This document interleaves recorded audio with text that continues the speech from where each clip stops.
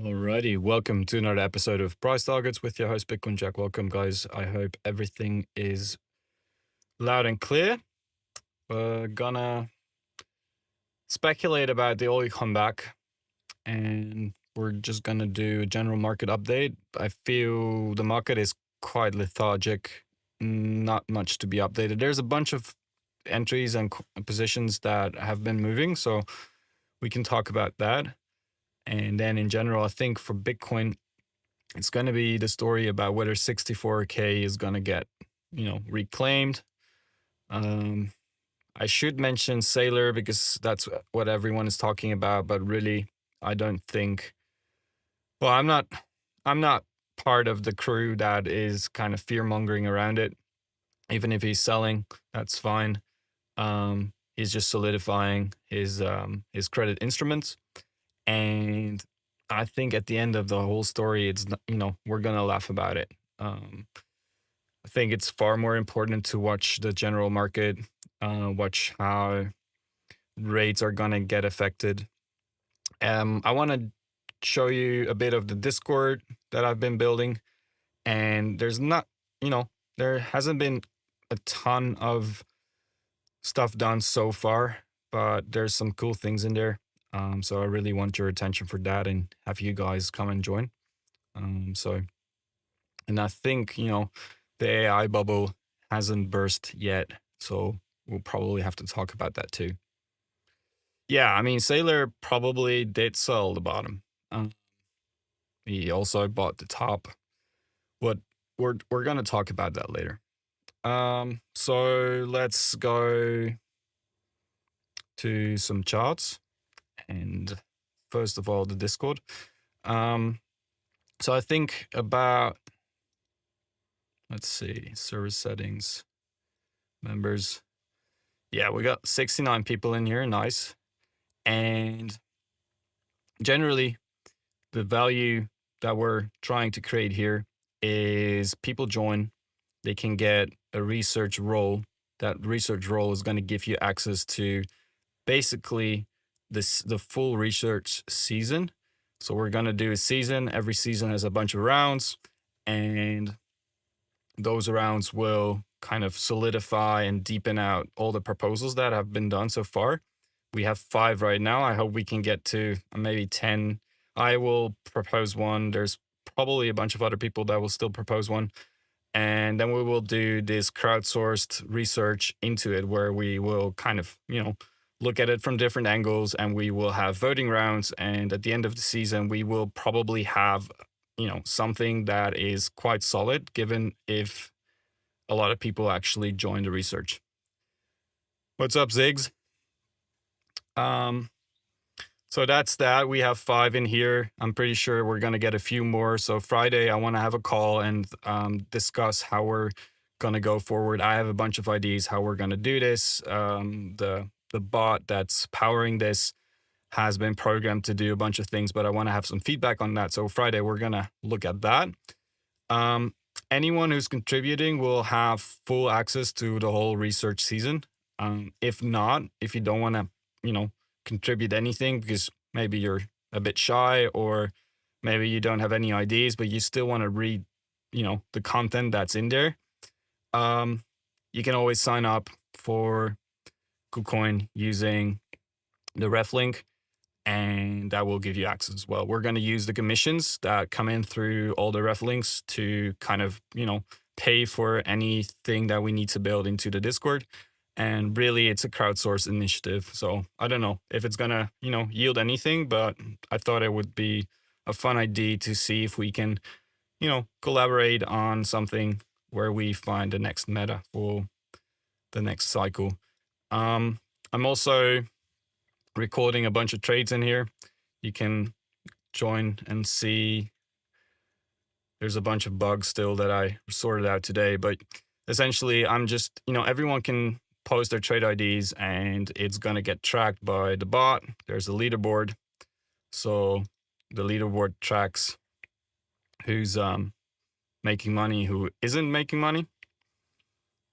So over time, you can probably, start copy trading a bunch of ideas or at least look into it. And maybe we can also gather some intelligence on, the strategies there and use AI to extract some useful data on that. And other than that, I think there's, if you go in there, make an introduction, tell everyone who you are so we know, what you can contribute, and we'll try to synthesize something from there. So that's the Discord. And then what's this? We'll look at that later. Yeah, and then again, guys, this content is sponsored by KuCoin. They're super nice to sponsor this, and they're also doing this campaign where you can earn up to 10K if you sign up through the ref link. Again, those commissions on the ref link will go into the Discord. So the more guys and people join, the more we can actually use that money to create something hopefully different than any other Discord. If nothing comes from it, that's just the way it is.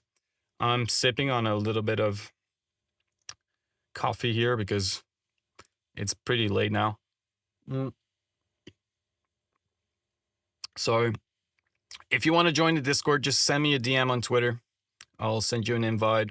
It's invite only right now.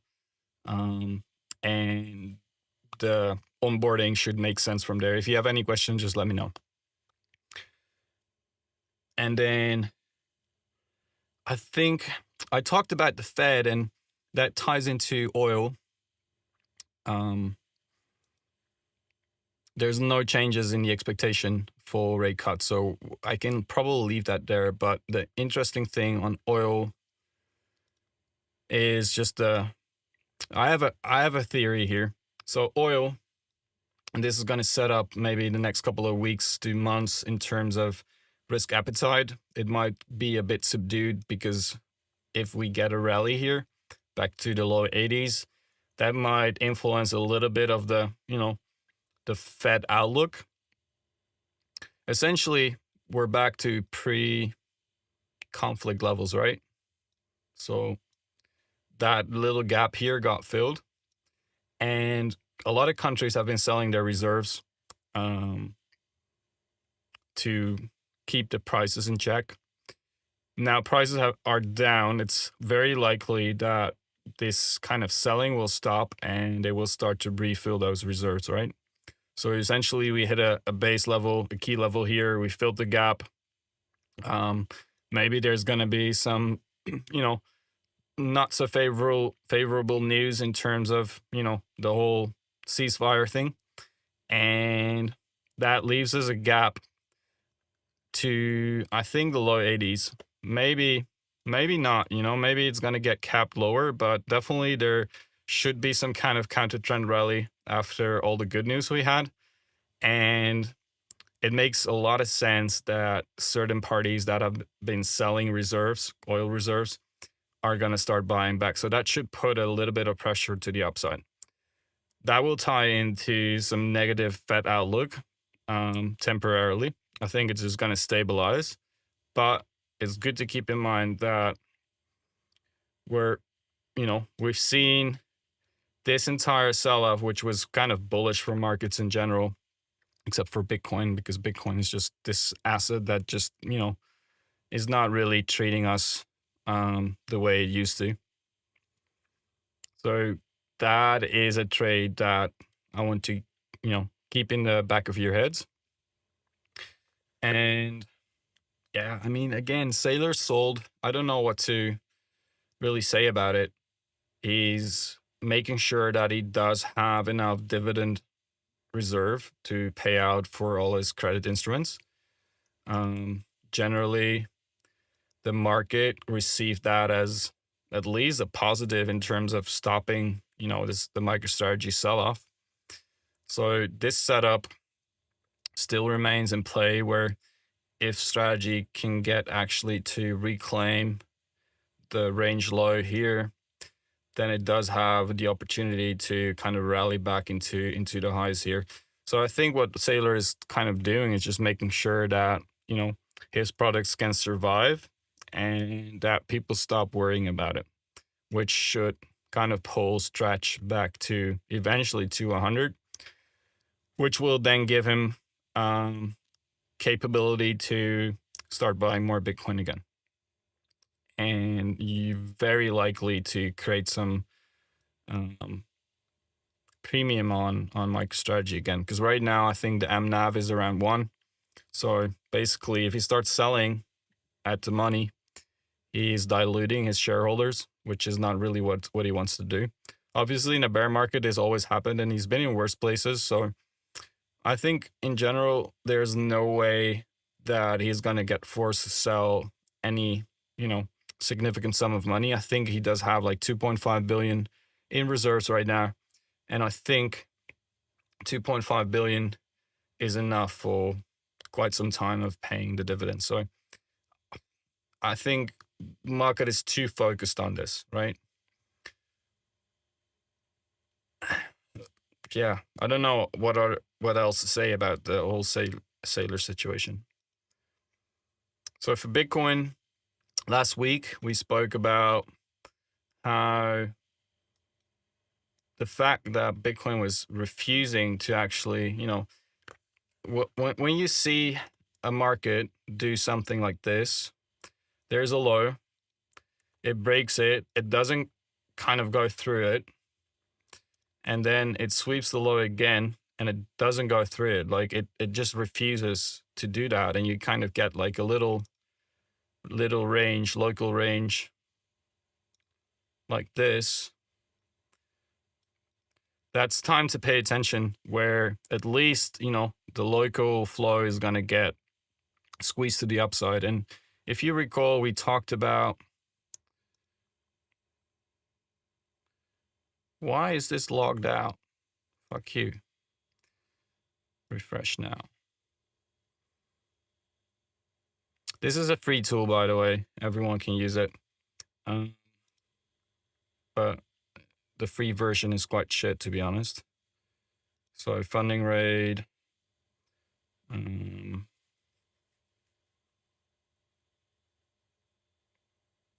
Open interest. There we go.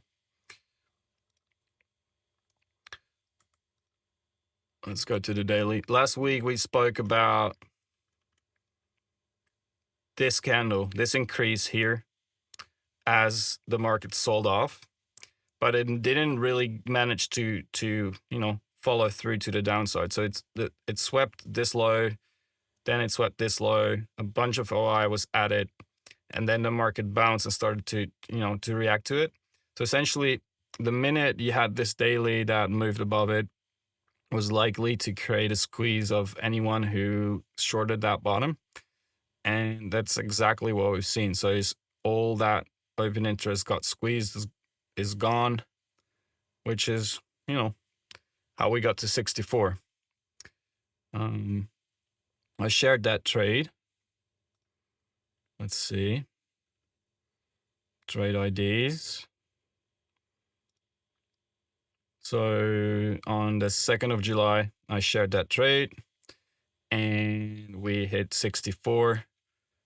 I think that sums it up. And then the other trade that I put in the Discord was the same trade essentially, but to 72.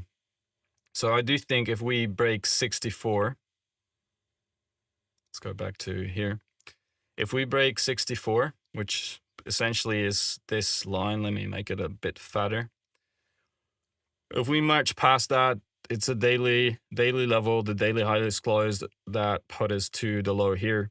I think if we manage to gain that, none of the levels above that will matter anymore. This was a kind of like fake out wick, should pierce through that quite easily. And then this kind of supply has been tested before. I do think that if you draw a trend line like that, it's broken out. So it has all the ingredients here to fill the void that was left by this sell-off. This was quite aggressive. It's inefficient. And then this kind of, let me give it a little bit of a different color. That's been tested already, right? It's gone into above that resistance. It got retested. Um, so essentially, I think that's going to give way if we manage to break 64, which is our local resistance inside the range we had. So that gives us this entire kind of space to fill up. Does it go to 74? I don't know. That 74 was the previous rejection level. That would be really nice if we could actually get there. But I do think, getting to 72 is the logical place to expect price to go if we manage to break 60, 64. Until then, I'm not too convinced. So essentially, there's been two trades. One trade is closed at 64. The other one is to 72. Whether that's going to work out, I'm not really sure. The profit I took on the 64 target, I'll add that back once we actually claim 64. And then we're free, in my opinion, we're free to go to basically repeat this move. So essentially, it's a fractal. If you look at this entire thing, it's a fractal that's repeating right here, right? So it's like,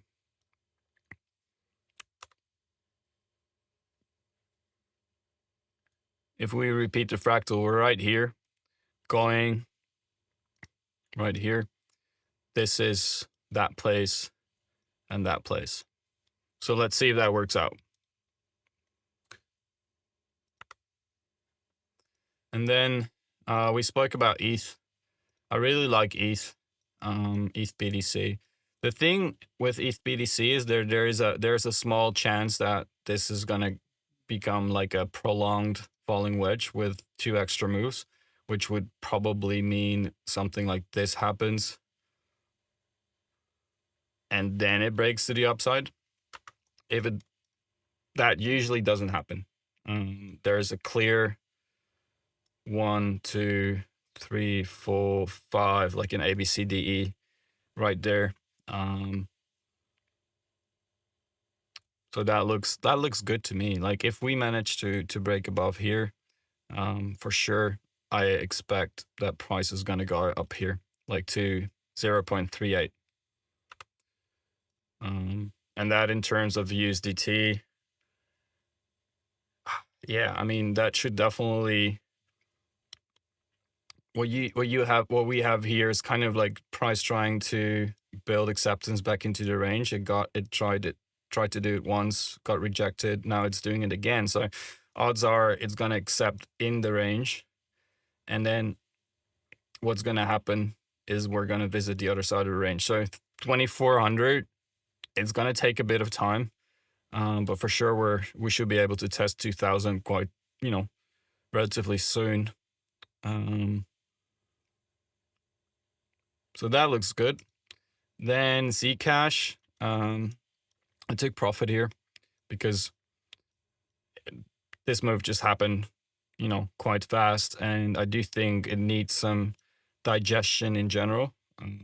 This level that we talked about has responded quite well. I do think this is where the support is. So if we come back into this range or just slightly below this low here, that would be for sure a buy opportunity. I do think it's gonna range a little bit, take some time to digest, but it's building up to go back to all-time highs. That's, and then that whole move is setting up for the real bull run later, on a higher time frame.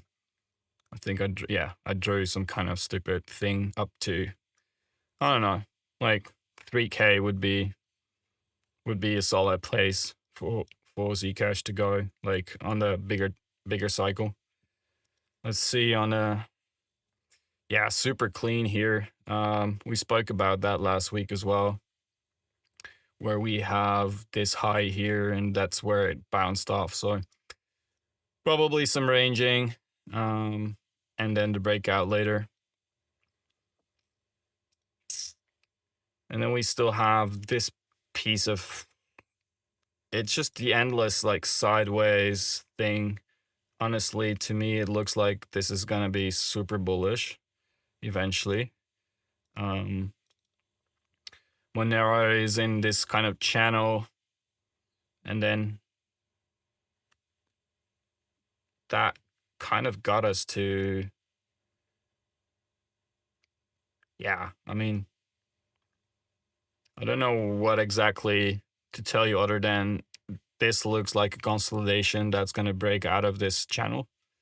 And then there's a bunch more history right here. Maybe I need to load up like a Bitfinex chart. But this is a very logical area. It's like a 3x from where we are right now in terms of BTC.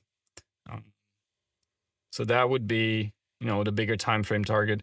And then the lower time frame target, I think short term. So this is starting to look,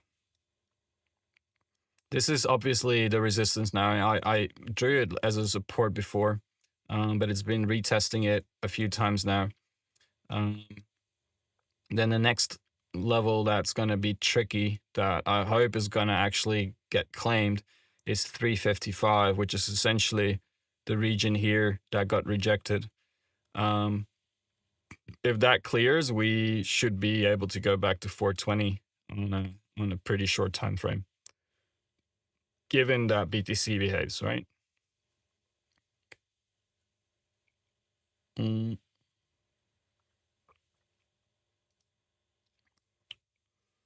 Then hype. I think hype makes so much sense from a high time frame perspective.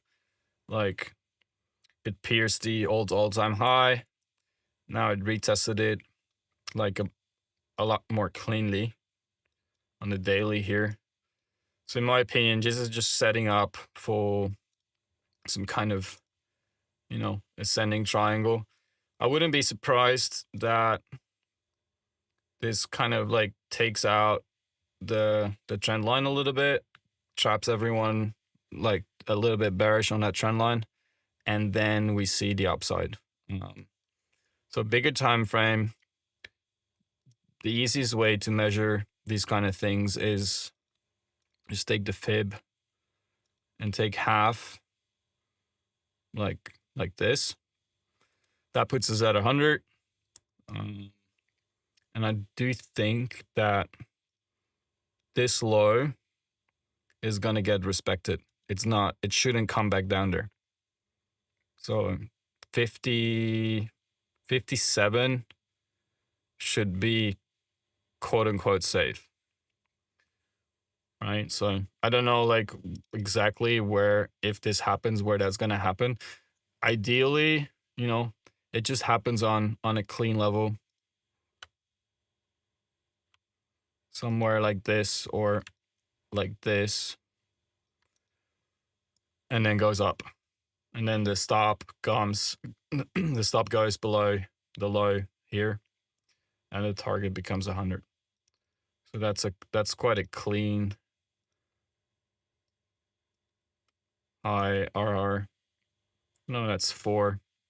That's good. Yeah, I mean, I'm opening the Solana chart and I don't want to watch it, but honestly, it's not looking that bad. Like the low here, it got claimed. I ideally would like to have another sweep here and then see the power as a setup. That would be amazing. Just like Bitcoin here is, doing a double sweep. I'm not sure if that's going to happen. But in general, like higher time frame, it would make a lot of sense for this to come back to like 137, 138. If we're truly like doing like quote unquote little bit of a bottom formation. And like higher time frame, this kind of looks like a solid order block or whatever you want to call it. And then that's the resistance up there. It should be able to kind of get into it. So the general kind of, this thing looks good. And if you look to the left here, there's a bunch of significant lows here that got rated, that pushed us higher. And now we're kind of like trying to reestablish that support. So definitely not a bad chart. Then near, I think when I would get really bullish on near, and I want to like try to explain the structure here from a cycle perspective, this looks like it's missing a fifth wave. So this is the first wave, like that. And then I think this is like just a flat correction here. And then here it starts the third wave, right? So 1, 2, 1, 2, and then this is 3. So it's missing a fifth. And then for the fourth wave, I do think it's kind of like some weirdly formed,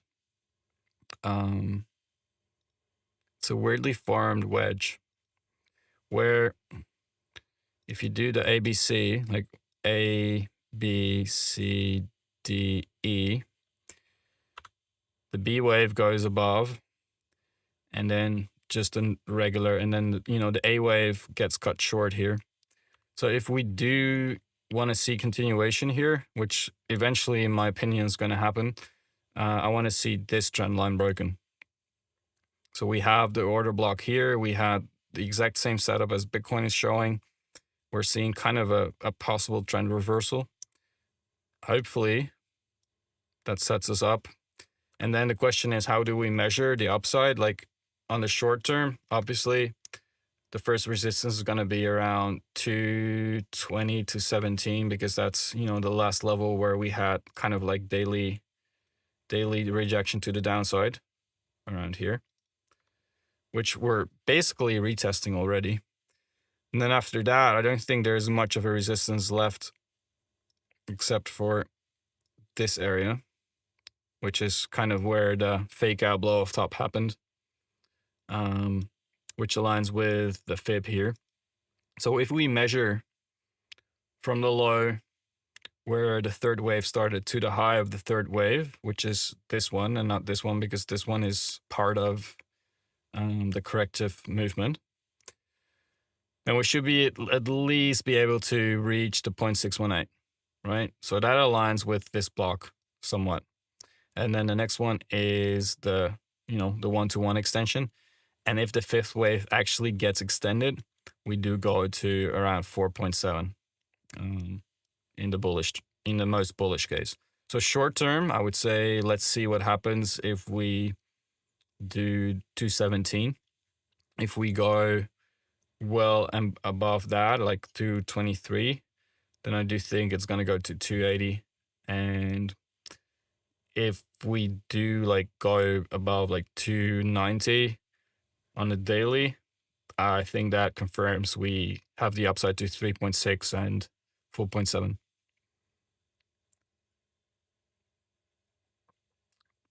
What's up, Hamdi? How do you say that? Hamdist, Hamdi, Hamdist, Hamd first. I don't want to look at Doge. Then TRX, we spoke about it. I'm still scared what the hell this is. This looks like it could pull something amazing. I really need to figure out why this is going up, especially on the USD on the USD pair. So oil, we spoke about oil, so I probably can skip oil. Yeah, we need to talk about the ES. So 8,200 remains the general target, in my opinion. If oil is gonna rip, that might mean that we're gonna see some sideways before that happens, right? If we come down first, I would be a big buyer. Just, you know, if we sweep the low of the 11th of June, anywhere essentially between 7 and 7,200 would be a massive buy targeting 8,200. And otherwise, I think it's just going to go sideways and eventually break out into October 8200. And that's where I would get super cautious of what's going to happen. Any time before that too, by the way, if we go to 8200, that's where, you know, I'd be a big seller and not be so involved anymore. Venice is kind of going deep, but it's in the accumulation zone. If you ignore all the FUD, which is, it's been getting a lot of FUD because Eric decided to do like a equity deal where people are now worried that their tokens are going to be worthless because there's an equity deal. And it's like if there's anyone who can pull it off, I would say it's Eric. And it is in a technical buy zone. And it is in a place where I would say that, if there's going to be a fifth leg on this thing, and if there's going to be a resumption of the AI bubble, which I do think is likely, if we think that that S&P 500 is going to 8,200, then it makes a lot of sense that this is the place where it's going to find a bottom. Now, it is kind of showing this correction pattern, in my opinion, is an A, B, C pattern, like a expanding flat. And the C wave is just a wedge. And what we're seeing right now, and this is probably the most opportune time to actually enter this coin, is an overthrow to the downside. So an overly bearish kind of moment on the coin, combined with FUD in a buy zone. I think this should be able to get back to 16 super quick, which is kind of like the center, if you will, of this range, right? That's a retest to see whether we could probably see higher all the way up to 19. But I do think it's very likely that this is going to show another leg, especially if, and that's going to be super interesting what's going to happen here. Like we have the SpaceX IPO, which is basically the only thing that we have right now, because OpenAI is still going to IPO and Anthropic as well, which is the reason why I think that this whole thing with AI is probably going to last a bit longer. Also because people are still making a lot of money on investments in, investment returns on inference are still like 1 year or something, which is an incredible amount. There's still not enough hardware and there's a lot of revenue to sustain the whole thing. So it's back at its IPO price.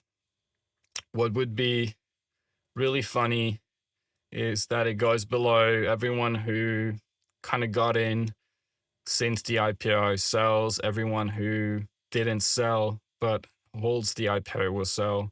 And then it's gonna, reclaim and resume the AI bubble.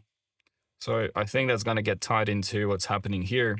We're seeing kind of capitulation.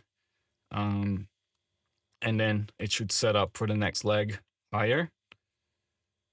Tau, it's kind of consolidating. I think the story hasn't really changed. It's in my opinion, a giant bull flag consolidation. And for sure, this needs another leg higher. The fact that it's kind of consolidating right now, with the fact that I do think that we've reached kind of like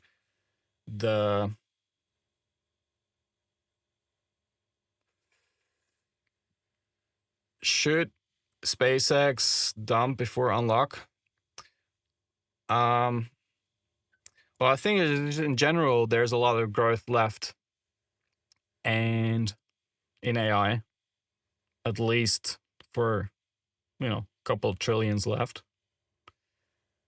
And then there's only 3% of the tokens, and then there's going to be unlocks coming, but they're not happening yet. I think the first unlocks are going to happen like in October. And then there's a bunch of other companies that will still have to IPO, and I think it's gonna, there's a bunch of rallies left in there. So when we're talking about Tau here, the fact that we're finding some consolidation. I was reasoning that these kind of coins would have a bad time, including Venice, because of, we got to the point where we had the SpaceX IPO. These coins were kind of riding the whole AI hype, um, and there's no locked up supply here. So these kind of hit a barrier at that point into the SpaceX IPO. SpaceX is kind of finding support. It might go a little bit lower, but I think it's going to turn around and start trending up, especially because the flow, there's only 3% of that um, of the stock available. So I think this is starting to look kind of like a place where this is going to get accumulated. Maybe one more sweep and then it's going up. So I would dare, I don't know if this low is going to get respected. It could come down there, but if it's bullish, I would say this low is going to get respected. So essentially, you could do something very stupid. Something like, let's say it's going to at least come back to the high it had here. It should be able to break out and move higher, but let's say let's be very conservative. Let's say 320, and you want to put your stop below that low, which gives you an RR of 3.4, which is a very good risk to reward in my opinion. And then we have track. Like I said, if it doesn't manage to sell off and it does reclaim 30 cents, we spoke about this last week too, then it's going to come up and test the trend line. And then I think it should at least be able to ride like half of the range, right? Like 3x. But much more likely it's going to at least be able to, come to the 705 at 120.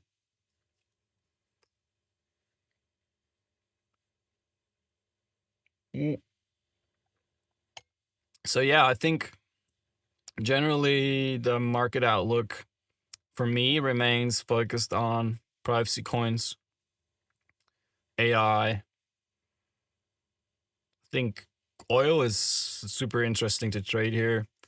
And then ES, I think it had most of its gains. Then, there's, in my opinion, still one leg left in there before it does a bigger correction. And then Bitcoin, 64 remains the resistance. If that is gained, we probably, fill it up to 70, 74, 75, retest the March, April lows here from 2025, which is also the high from February 24, March 24. So I think that's going to get retested. And that's not going to be a straight full-on bull market yet. But that's going to get retested. We're probably going to see a sell-off again. This entire structure is going to resolve into some kind of reversal pattern that we've been talking about. On the monthly, Bitcoin is just looking, if this can hold and we don't go lower, that just looks like it just needs some time and then it's going to reverse.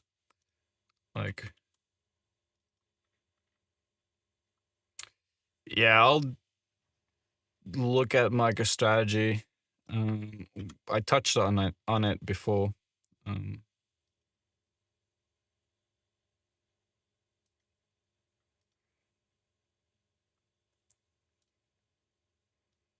Like these trend lines are probably gonna have us kind of reject for a bit.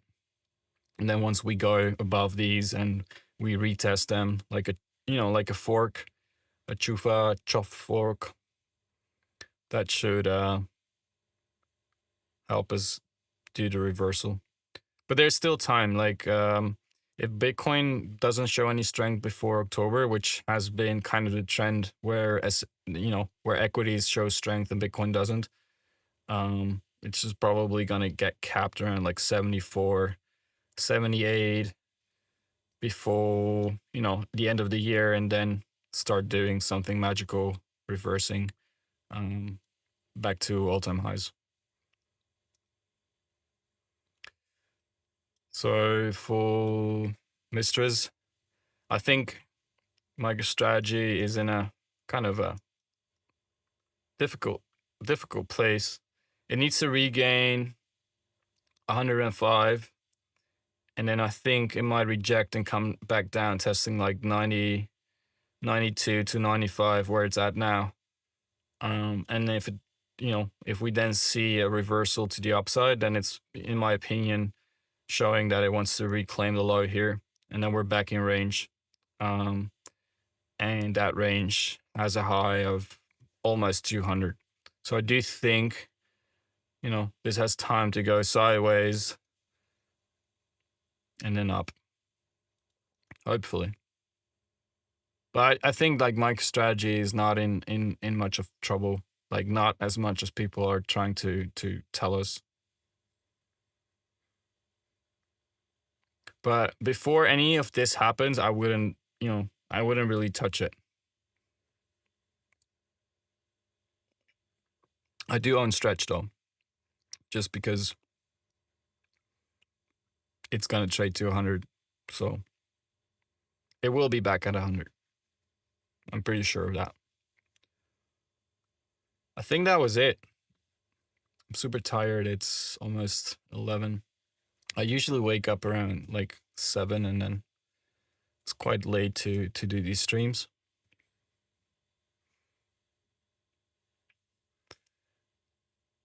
Yeah, so let's finish up here. If you want to have access to the Discord, it's free. It's free access. So just send me a DM. We're trying to kind of crowdsource and build a fun community. And really, if you enjoy these kind of shows, go check out KuCoin. There's a link in the description below. There's a awesome campaign. We're gonna have a new campaign for next month. And we're probably going to change this for AC units, so all the Europors can enjoy some cold air. And there's some nice rewards up to 10k. So we're going to put those commissions back into the Discord, and hopefully that will help us grow and build something very cool. I think that was it, and I'll see you guys next week. I will turn on Turkish subtitles, but so what I'm doing right now is I had low latency, like super low latency, which doesn't allow any captions. So I could switch that back to not super low latency, and then you would have subtitles. You could probably rewatch it later, and then you would also have subtitles. But if I put latency lower, like higher latency, then I wouldn't be able to kind of interact with anyone talking in the chat. There would be like a 1 minute delay or something, or 2 minute delay. So I think if you rewatch the show, you should be able to get the captions. All right. I'll see you guys next Monday. I hope it's going to be Monday. Otherwise, it's going to be Tuesday. But thanks for watching, and see you soon. Cheers.